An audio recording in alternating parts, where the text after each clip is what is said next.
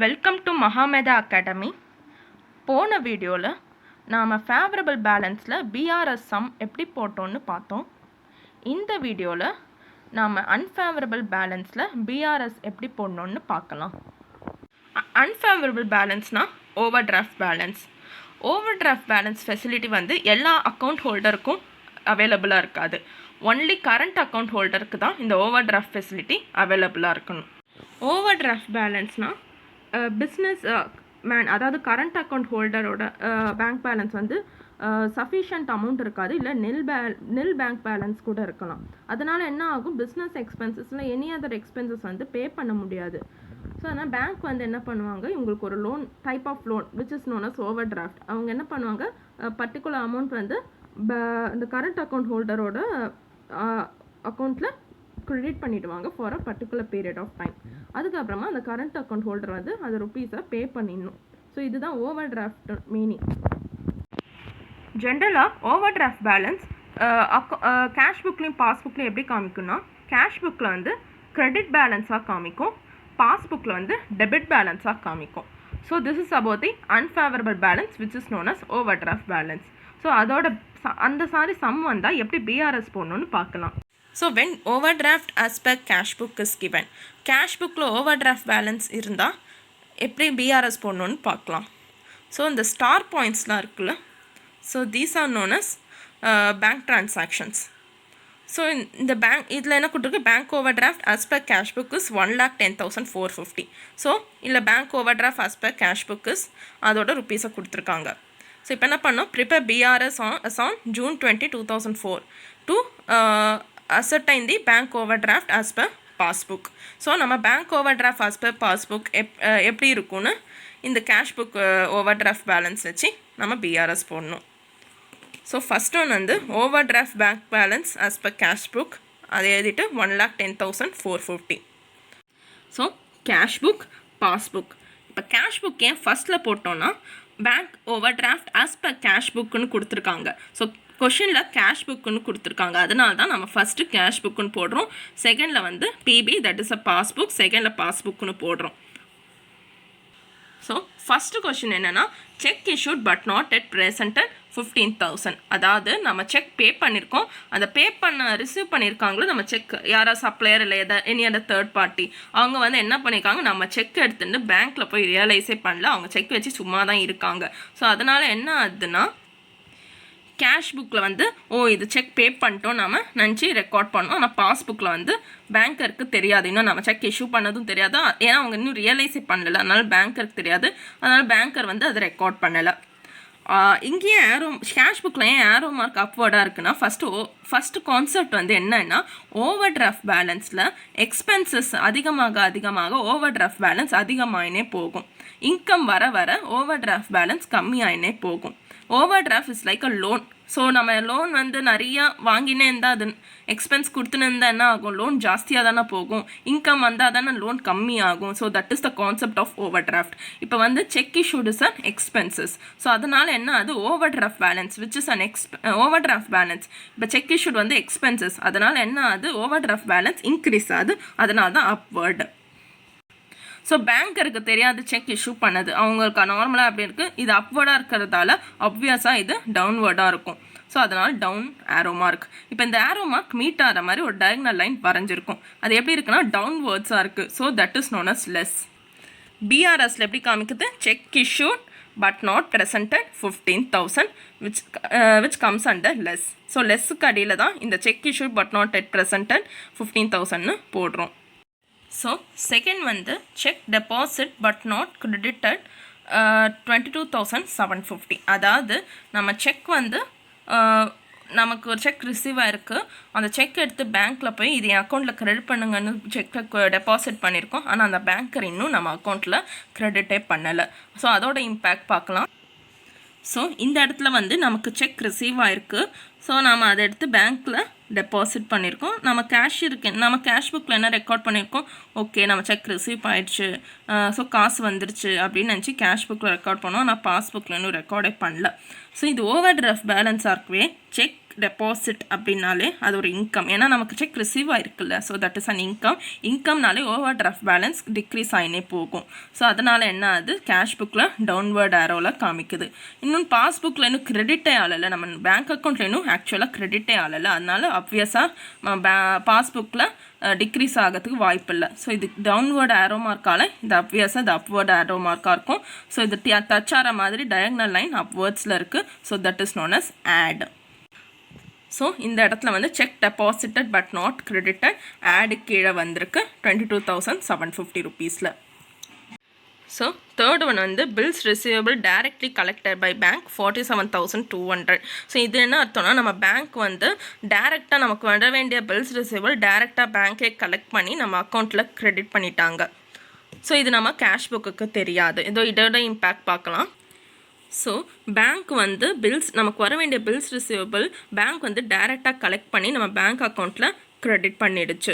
So இதனால் என்ன ஆகுது, நமக்கு இது ஒரு இன்கம். ஸோ பேங்க் வந்து பில்ஸ் ரிசீவபிள் ரிசீவ் ஆயிடுச்சு, பேங்க் அதை கிரெடிட் பண்ணிச்சு. So that is a type of an income. So income வந்தாலே நம்ம ஓவர் டிராஃப்ட் பேலன்ஸ் டிக்ரீஸ் ஆகும். ஸோ அதனால் இது பேங்க் டைரெக்டாக கலெக்ட் பண்ணதால் கேஷ் புக்குக்கு அப்வியஸாக தெரியாது, ஆனால் பாஸ்புக்கு தெரியும். அதனால தான் டவுன்வர்ட் ஆரோ மார்க். ஸோ இது டவுன்வர்ட் ஆரோ மார்க் பாஸ்புக்கில் இருக்கிறது அப்வியஸாக கேஷ் புக்கில் அப்வர்ட் ஆரோ மார்க்கில் இருக்கும். ஸோ இந்த டயக்னல் டச் ஆகிற மாதிரி லைன்ஸ் வரைஞ்சா டவுன்வர்ட்ஸில் இருக்குது. So that is known as less. So less கீழே தான் பில்ஸ் பிஆர்னா bills receivable collected by bank. So that is known as 47,200 which is under less. So fourth one வந்து interest on over draft debited by bank 12,115. So interest on ஓவர் டிராஃப்ட்னா நம்ம over டிராஃப்ட்டுக்கு interest உண்டு. So அந்த over draft வந்து டைரெக்டாக நம்ம பேங்க் வந்து டெபிட் பண்ணிடுச்சு. இது கேஷ் புக்கு ரெக்கார்டே நம்ம பண்ணலை. ஸோ டைரெக்டாக பேங்க்கே டெபிட் பண்ணிச்சு ஓவர் டிராஃப்ட் இன்ட்ரெஸ்ட்டை. ஸோ அதோட இம்பேக்ட் எப்படின்னா, ஸோ இன்ட்ரெஸ்ட் ஓவர் டிராஃப்ட் இன்ட்ரெஸ்ட்னாலே நம்ம கஸ்டமர் வந்து பேங்க் ஹோல்டர் வந்து இன்ட்ரெஸ்ட் பே பண்ணும். So that is a payment இல்லையா? ஸோ அதனால் என்ன ஆகுது, பேங்க்கே டைரெக்டாக டெபிட் பண்ணிடுச்சு. ஸோ அதனால் எக்ஸ்பென்ஸ்னாலே ஓவர் டிராஃப்ட் பேலன்ஸ் வந்து இன்க்ரீஸ் ஆகும். ஸோ அதனால தான் பாஸ்புக்கில் இன்க்ரீஸ் ஆகுது. So that is upward arrow mark. So இந்த கேஷ் புக்குக்கு நமக்கு தெரியாது, இன்னும் நம்ம நோட்டே பண்ணலை, இன்ட்ரெஸ்ட் வந்ததுன்னு நமக்கு தெரியாது. ஸோ அதனால் கேஷ் புக்கில் இது அப்வர்ட் ஆரோ மார்க் இருக்கிறதால இது டவுன்வர்ட் ஆரோ மார்க். ஸோ இது டயக்னல் லைன் வந்து அப்வர்ட்ஸாக இருக்குது. So that is known as add. So interest on over draft debited by bank அது வந்து ஆடு கீழே வருது. So that is 12,115. amount wrongly debited by bank 2,400 rupees. So இதுக்கு என்ன அர்த்தம்னா, இப்போ பேங்கர் வந்து நம்ம அக்கௌண்ட்டில் வந்து தெரியாமல் டெபிட் பண்ணிடுறாங்க. வேற ஒரு அக்கௌண்ட்டுக்கு டெபிட் பண்ணுறதுக்கு பதிலாக நம்ம அக்கௌண்ட்டில் வந்து பேங்கர் வந்து டெபிட் பண்ணிடுறாங்க ராங்காக. ஸோ அதோட இம்பேக்ட் பார்க்கலாம். So cash book passbook banker வந்து நம்ம அக்கௌண்ட்டில் தெரியாமல் டெபிட் பண்ணிடுறாங்க. ஸோ டெபிட் பண்ணிடுறாங்கன்னா என்ன, நம்ம அக்கௌண்ட்டில் காசு எடுத்துடுறாங்க. So that is a type of, இதுவும் ஒரு எக்ஸ்பென்ஸ் தான். இதனால் என்ன ஆகுது, எக்ஸ்பென்ஸ்னாலே ஓவர் டிராஃப்ட் பேலன்ஸ் இன்க்ரீஸ் ஆகும். ஸோ அதனால் பாஸ்புக்கில் வந்து இன்க்ரீஸ் ஆகுது. That is upward direction. And cash புக்கில் இந்த விஷயமே தெரியாது, பேங்கரை டெபிட் பண்ணிட்டாங்க. அதனால் அப்வியஸாக இது டவுன்வர்டில் இருக்கும். ஆரோ மார்க்ஸ் மீட் பண்ணுற மாதிரி டயக்னல் லைன் வரைஞ்சிருக்கும். ஸோ டயக்னல் த லைன் வந்து அப்வர்ட் தான் ஃபேஸ் பண்ணியிருக்கு. So that is add. So wrong debit by bank வந்து ஆடு கீழே வருது. So that is 2,400. ஸோ இப்போ எல்லா பிஆர்எஸும் நம்ம ப்ரிப்பேர் பண்ணியாச்சு. So over draft balance 1,10,450. So ஆடு கீழே 3 எலிமெண்ட்ஸ் இருக்குது. ஸோ அந்த 3 எலிமெண்ட்ஸும் ருப்பீஸ் எழுதி அதை ஆட் பண்ணி 37,265 வருது. So 1,10,000 plus 450 plus 37,265 is equal to 1,47,750. அப்புறம் லெஸ்ஸு கீழே 2 எலிமெண்ட்ஸ் இருக்குது, 47,200 and 15,000. ஸோ இது 2 ஆட் பண்ணால் 62,200 வருது. ஸோ இந்த 1,47,750 62,200 மைனஸ் பண்ணால் 85,515 which is known as overdraft balance as per passbook. So நம்ம overdraft balance as per passbook ஓட அமௌண்ட்டை கண்டுபிடிச்சாச்சு. that is 85,550. So this is the format of BRS when overdraft balance as per cash book is given. So போன சம்மில் வந்து when overdraft as per cash book is given அப்படின்னு கொடுத்தா எப்படி BRS போடணும்னு பார்த்தோம். பட் இந்த சம்மில் வந்து when overdraft as per passbook is given அந்த மாதிரி கொடுத்தா எப்படி பிஆர்எஸ் போடணும்னு பார்க்கலாம். ஸோ ஃபர்ஸ்ட் ஒன் வந்து over draft balance as per passbook கொடுத்துருக்காங்க, தட் இஸ் 6500. ஸோ இந்த ஸ்டார் பாயிண்ட்ஸ் எல்லாம் பேங்க் டிரான்சாக்ஷன்ஸ். ஸோ இப்போ என்ன பண்ணும், prepare BRS to ascertain over draft balance of cash book. So cash புக்கோட ஓவர் டிராஃப்ட் பேலன்ஸ் கண்டுபிடிக்கணும் BRS போட்டு. ஸோ இது என்ன சொல்லியிருக்காங்க, over draft balance as per passbook கொஷினில் கொடுத்துருக்காங்க. ஸோ பிஆர்எஸ் போட்டு நம்ம over draft balance as per cash புக்கை கண்டுபிடிக்கணும். அது எப்படின்னு பார்க்கலாம். ஸோ ஃபஸ்ட் ஆப்வியஸாக particulars rupees. So over draft balance as per passbook 6500ன்னு எழுதிட்டோம். ஸோ நெக்ஸ்ட் வந்து cheque deposited but not credited, that is 10500. இதுக்கு என்ன அர்த்தம்னா, நிறையாட்டி சொல்லியாச்சு, இப்பயும் சொல்கிறேன். செக் நமக்கு ரிசீவ் ஆயிருக்கு, ஆனால் நம்ம பேங்க் அக்கௌண்ட்டில் கிரெடிட் பண்ண சொல்கிறோம், ஆனால் பேங்க் இன்னும் கிரெடிட்டே பண்ணலை. ஸோ அதனால் என்ன, அது நம்ம கேஷ் புக்கில் ரெக்கார்ட் பண்ணியிருப்போம் செக் ரிசீவ்னு, ஆனால் பேங்கர் இன்னும் செக் ரிசீவ்டுன்னு ரெக்கார்ட் பண்ணல, ஏன்னா அவங்க இன்னும் க்ரெடிட்டே பண்ணலை. பேங்கர் வந்து இன்னும் நம்ம செக்கை நம்ம அக்கௌண்ட்டில் இன்னும் க்ரெடிட்டே பண்ணலை, அதனால பேங்க் அக்கௌண்ட்டில் ரெக்கார்ட் பண்ணலை. ஸோ அதோட இம்பேக்ட் எப்படின்னு நம்ம பார்க்கலாம். ஸோ இந்த இடத்துல வந்து பாஸ்புக்கை ஃபஸ்ட் போட்டிருக்கோம். ஏன்னா over draft bank balance as per பாஸ்புக்குன்னு கொஷினில் கொடுத்ததால நம்ம பாஸ்புக்கை ஃபஸ்ட்டு போட்டிருக்கோம், that is PB, and cash புக்கை செகண்டில் போட்டிருக்கோம், தட் இஸ் சிபி. ஸோ இந்த இடத்துல என்ன பண்ணியிருக்காங்க, check deposited but not credited. So நம்ம கேஷ் புக்கில் என்ன ஃபஸ்ட் என்ன ரெக்கார்ட் பண்ணியிருக்கோம், ஓகே நம்ம செக் வந்து ரிசீவ் ஆகிடுச்சு. ஸோ அதனால் நம்ம ஓவர் டிராஃப்ட் பேலன்ஸ் கம்மியாகும், ஏன்னா செக் ரிசீவ்டு வந்து இன்கம். ஸோ அதனால் என்ன ஆகுது, ஓவர் டிராஃப்ட் பேலன்ஸ் டிக்ரீஸ் ஆகும். அதனால தான் டவுன்வர்ட் ஆரோ மார்க். ஆனால் பேங்கர் இன்னும் நம்ம செக்கை கிரெடிட்டே பண்ணலையே. ஸோ அதனால் என்ன ஆகுது, நமக்கு இன்கம்னு பேங்கருக்கு தெரியாது. ஸோ அதனால் என்ன ஆகுது, இது டவுன்வர்ட் ஆரோ மார்க் இருந்ததால் இது அப்வர்ட் ஆரோ மார்க்காக இருக்கும். ஸோ அதனால் அந்த டயகனல் லைன் வரைகிறோம் ஆரோ மார்க் மீட் பண்ணுற மாதிரி. So that is facing towards downwards. So அதனால் less. So cheque deposited but not credited 10500 less கீழே இருக்குது. ஸோ நெக்ஸ்ட் வந்து cheque issued but not presented ₹3000. அதான் நாம் சப்ளையருக்கோ இல்லை தேர்ட் பார்ட்டிக்கோ செக் வந்து கொடுக்குறோம், அதான் கேஷ் பேமெண்ட் வரலாம், செக் பேமெண்ட் பண்ணுறோம். ஆனால் அவங்க வந்து செக் ரிசீவ் பண்ணிட்டு பேங்க்கிட்ட இன்னும் ரியலைஸே பண்ணலை, அந்த செக் வச்சு சும்மா தான் இருக்காங்க. ஸோ அதோட இம்பேக்ட் பார்க்கலாம்.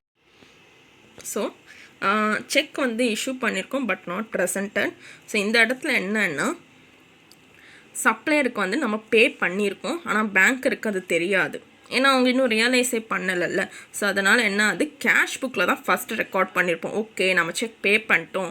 So that is expenses. அதனால ஓவர் டிராஃப்ட் பேலன்ஸ் இன்க்ரீஸ் ஆகும். அதனால என்ன ஆகுது, கேஷ் புக்கில் அப்வர்ட் ஆரோ மார்க் போட்டிருக்கோம். அண்ட் பாஸ்புக்கு இந்த விஷயம் தெரியாது, ஏன்னா அவங்க சப்ளையரோ இல்லை தேர்ட் பார்ட்டியோ செக் ரிசீவ் பண்ணிட்டு இன்னும் நான் பேங்க்கில் ரியலைஸே பண்ணல. அதனால் பேங்கரில் டவுன்வர்ட் ஆரோ மார்க், ஏன்னா இது அப்வர்ட் ஆரோ மார்க்கில் இருக்குல்ல கேஷ் புக்கில், அதனால டவுன்வர்ட் ஆரோ மார்க்கில் பாஸ்புக்கில் இருக்கும். ஸோ இந்த ஆரோஸ் மீட் பண்ணுற மாதிரி அப்வர்ட்ஸ் ஆர் டயகனல் வரைகிறோம். So that is add. So cheque issued but not presented ₹3000 add கீழே வருது. ஸோ தேர்டு ஒன் வந்து பேங்க் ராங்லி டெபிட்டட் ₹500. ஸோ நம்ம இது போன சம்லே பார்த்தோம். ஸோ பேங்க் வந்து நம்ம அக்கௌண்ட் டெபிட் வேற ஒரு அக்கௌண்ட் டெபிட் பண்ணுறதுக்கு பதிலாக நம்ம அக்கௌண்ட்டை டெபிட் பண்ணிட்டாங்க தெரியாமல். ஸோ டெபிட் பண்ணிட்டாங்க, நம்ம அக்கௌண்ட்டை தெரியாமல் காசு எடுத்துட்டாங்க. ஸோ அதோட இம்பேக்ட் ஸோ பேங்கர் வந்து நம்ம அக்கௌண்ட்டில் டைரெக்டாகவே தெரியாமல் டெபிட் பண்ணிட்டாங்க. ஸோ டெபிட் பண்ணிட்டாங்கன்னா காசு எடுத்துட்டாங்க. So that is an expenses. So இது பேங்கருக்கு தான் டைரெக்டாக தெரியும், கேஷ் புக்குக்கு தெரியாது. ஸோ அதனால் என்ன ஆகுது, பேங்க் அக்கௌண்ட்டு எக்ஸ்பென்ஸ் ஆகவே ஓவர் டிராஃப்ட் பேலன்ஸ் இன்க்ரீஸ் ஆகும். So over draft balance increase ஆகிறதால பாஸ்புக்கில் அப்வர்ட் ஆரோ மார்க்கில் போடுறோம். ஸோ கேஷ் புக்குக்கு இன்னும் விஷயமே தெரியாது, அதனால் டவுன்வர்ட் ஆரோ மார்க். ஏன்னா இது upward arrow mark, obviously this is cash புக்கில் வந்து downward arrow mark. So diagonal line வரைஞ்சா டவுன்வர்ட்ஸில் இருக்குது. So that is less. So wrong debit by bank comes under less. So ₹500. So bank debited interest charges ₹150. So bank வந்து நம்ம அக்கௌண்ட்டில் interest சார்ஜஸை debit பண்ணிட்டாங்க. So இந்த விஷயம் பேங்கருக்கு தான் டைரெக்டாக தெரியும், கேஷ் புக்கு தெரியாது, அன்லெஸ் தே ரெஃபர் தி பாஸ்புக். ஸோ இது எப்படியோட இம்பேக்ட் எப்படின்னா, ஸோ இன்ட்ரெஸ்ட் சார்ஜஸ் பேங்கர் வந்து டேரெக்டாக டெபிட் பண்ணிடுறாங்க. ஸோ அதனால் என்ன ஆகுது, இது சொன்ன எக்ஸ்பென்ஸ்னாலே ஓவர் டிராஃப்ட் பேலன்ஸ் இன்க்ரீஸ் ஆகும். ஸோ இது பாஸ்புக் தான் ஃபஸ்ட்டு விஷயம் தெரியுது. ஸோ அதனால தான் இன்க்ரீஸ், பாஸ்புக்கில் வந்து இன்க்ரீஸ் அண்ட் கேஷ் புக் வந்து இது டிக்ரீஸ். ஸோ அதனால் இதில் டயகனல் லைன்ஸ் வரையிறோம், that is less. So bank interest charges debited by bank 150 rupees less கீழே வருது. ஸோ நெக்ஸ்ட் வந்து பேங்க் டெபிட்டட் பேங்க் சார்ஜஸ்.